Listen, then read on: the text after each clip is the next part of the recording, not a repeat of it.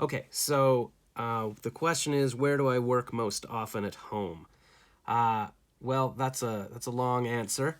It depends. I mean, currently I'm working in the basement, but it's changed a lot in the past couple of years. I was working at an ad agency as a copywriter for 15 years, and then 5 years ago, I decided to try working for myself from home, and the plan was to have the freedom to work from anywhere.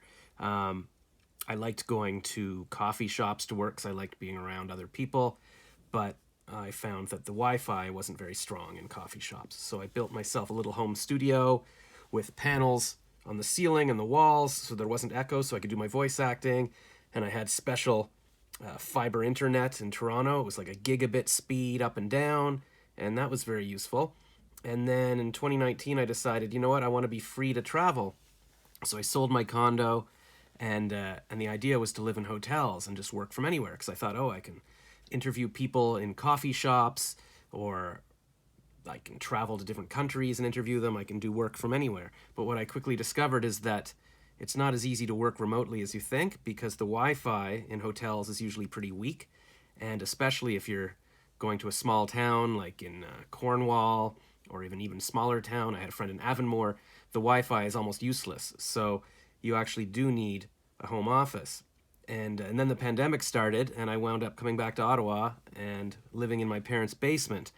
So that's where I am now. But when I moved in, I discovered that their Wi-Fi didn't reach the basement. So all summer last summer, I was sitting on the porch doing my Zoom calls. And finally, after a few months, I figured out how to get Wi-Fi in the basement. I got a Google Mesh system, and I'm now able to work in the basement. But I find it very lonely down here. So as the pandemic ends, I'm planning to hopefully head back out and start working at Starbucks or something, um, doing my YouTubing and my voice acting and my copywriting.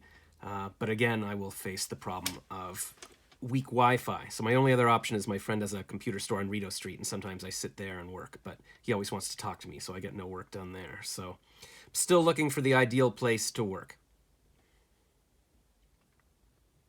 Thank you, Josh. So you've encapsulated the struggles of working remotely quite well. I hope you find the perfect spot for you. Thanks.